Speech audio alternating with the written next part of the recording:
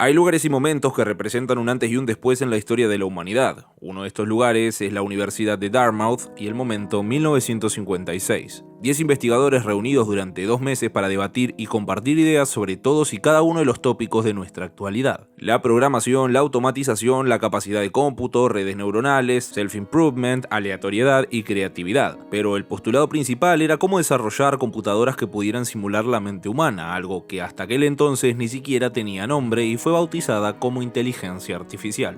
¿Puede pensar una máquina? ¿Puede la inteligencia ser realmente artificial? ¿Y qué es la inteligencia? Lo que se creará será literalmente un dios, no produce rayos o desata huracanes, pero sí es algo 1000 millones de veces más inteligente que el humano más inteligente. ¿Cómo lo vas a llamar? En palabras de Anthony Lewandowski, tecnoprofeta del culto Camino del Futuro. Desde Platón hasta Descartes y Hegel, la filosofía ha tratado de superar la metáfora sobre la que se sustenta el dualismo entre el cuerpo y la mente. Cómo esta figura condiciona nuestra percepción del mundo. Este uso de la metáfora está tan integrado en la experiencia humana que a veces desconocemos recurrir a esta figura retórica cuando experimentamos la conciencia. En la metáfora describimos algo con cosas diferentes porque el concepto presentado nos evoca en el abstracto mucho más que lo que puede ofrecernos una descripción seca y realista. Para Borges, la historia universal es la historia de unas cuantas metáforas. Nuestros sentidos procesan metáforas o puntos de realidad que nuestra conciencia convierte en alegorías, que no son otra cosa que un conjunto de metáforas narradas. A través de este proceso aseguramos conocer la realidad. Nuestra mente confronta la realidad hasta el punto de asegurar que los objetos son construcciones ideales de nuestra conciencia. No es nuestra conciencia la atalaya desde la cual percibimos un mundo ajeno al individuo, porque no puede existir un mundo sin mencionar, sin equivocaciones ni metáforas humanas, sobre los que se pueda sostener el sentido de su pesada inmaterialidad. Esta dependencia entre lo material y el observador es lo que popularmente entendemos como inteligencia artificial. Llegamos a creer que la IA va a pensar como un ser humano e interactuar con otros seres humanos al punto de volverse indistinguible de un humano real. Algún día un humano se sentará delante de un replicante y va a conversar. Cuando termine no sabrá definir si se encuentra ante una máquina, si lo que está enfrente de él ha desarrollado conciencia de sí mismo, y la humanidad comenzará su precipitado declive. Este punto será conocido como la singularidad y va a ser un evento sin precedentes para la especie humana. Esta prueba fue descrita por el informático Alan Turing en su artículo Computing, Machinery and Intelligence, y la idea es básicamente esa. Ponen ante un juez a un humano y a una máquina. El juez pregunta, los dos responden por escrito y tiene que identificar cuál es el humano y cuál es la máquina. Los dos pueden mentir, y Turing creía que si los jugadores eran hábiles, el juez no podría deducir quién era quién.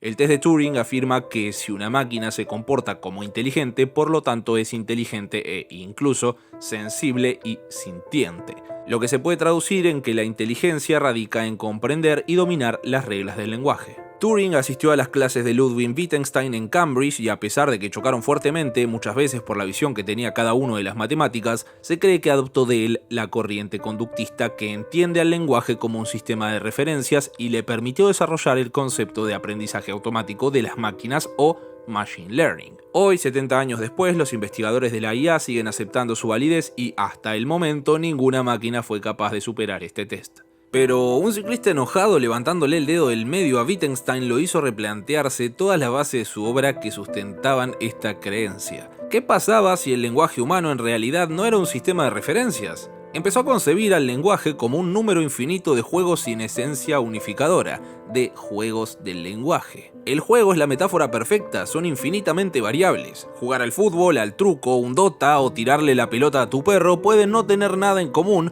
pero entendemos que todos son juegos. Así que el gesto grosero de un ciclista, guiñar un ojo, pedir algo, dar una orden, contar cosas o bajar una bandera a media asta son cosas que no tienen nada en común, pero también formas de hacer el lenguaje de infinitas formas posibles. Una colección de actividades en el mundo que también podemos entender como lenguaje pese a sus diferencias. En general no usamos el lenguaje de acuerdo a reglas estrictas, tampoco nos los han enseñado por medio de reglas estrictas. En palabras de Ludwig Wittgenstein. Podemos enseñarle las reglas del ajedrez a una máquina que aprenda sola a jugar y que someta al ajedrecista más importante de la historia, pero hacer el lenguaje no es solamente comprender y seguir reglas, también es moldearlo en el acto de la participación.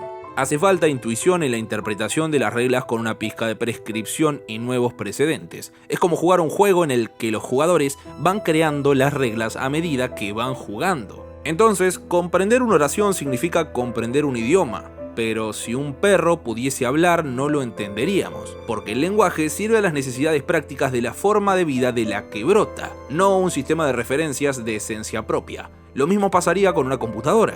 Una computadora nunca va a poder pensar porque no puede compartir la forma de vida humana que le faltará para que podamos compartir el mismo horizonte de significado. No tenemos que confundirnos, una IA puede analizar las palabras y procesarlas como una oración, pero nunca podría entenderla como parte del lenguaje humano, porque el lenguaje humano es más que la suma de sus partes. Un algoritmo puede identificar imágenes y videos, incluso diferenciar los que resulten controversiales, pero no puede comprender si el contexto en el que se muestra es educativo o apología. El lenguaje necesita de interlocutores que constantemente puedan estar al tanto del cambio constante de las reglas. Una computadora puede alcanzar al cerebro humano, pero no es el cerebro el que está detrás de nuestra inteligencia, porque la inteligencia humana surge del lenguaje que conecta nuestro cerebro.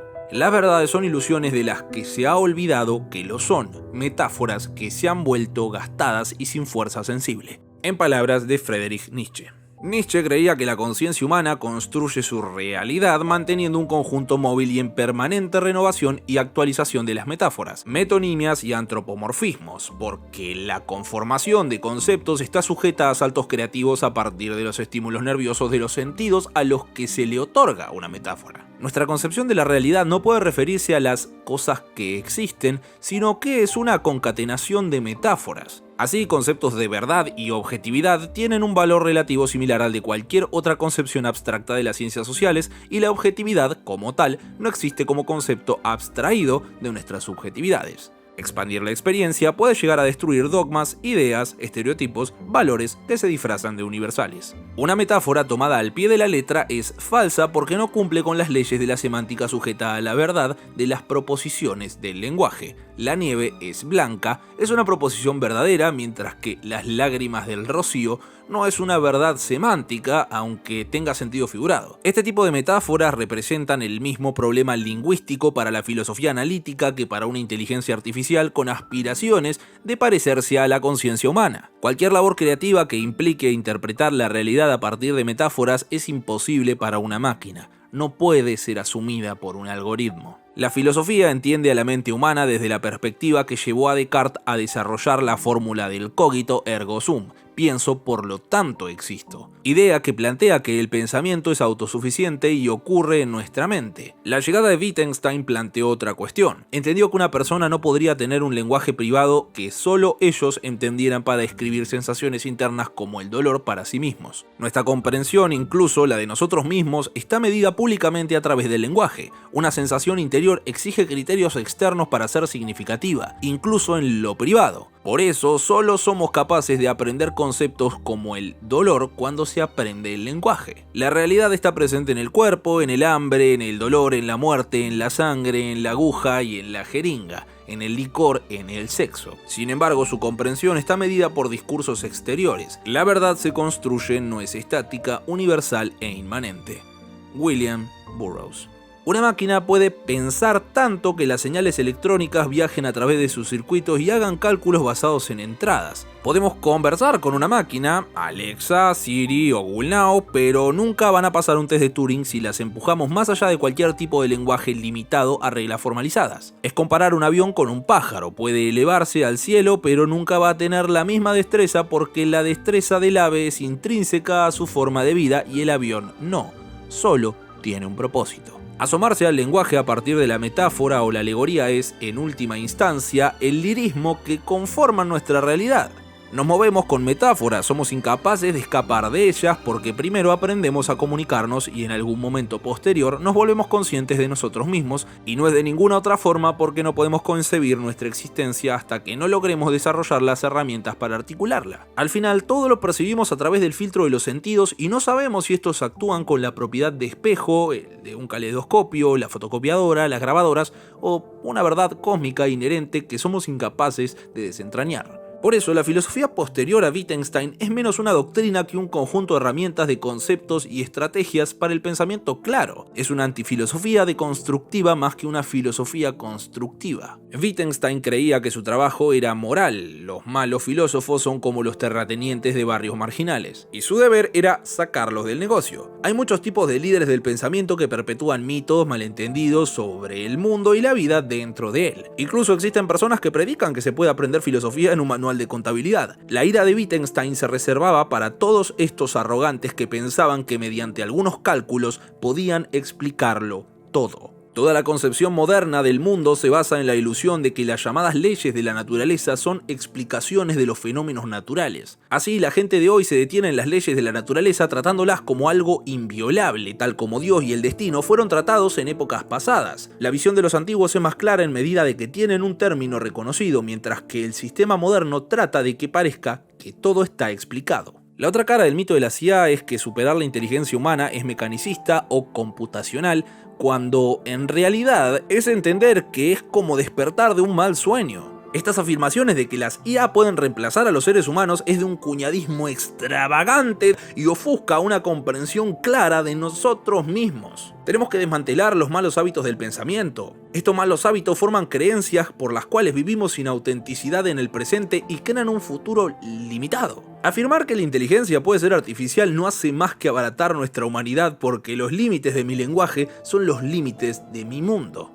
Nos sentimos libres porque nos falta el lenguaje necesario para articular nuestra falta de libertad.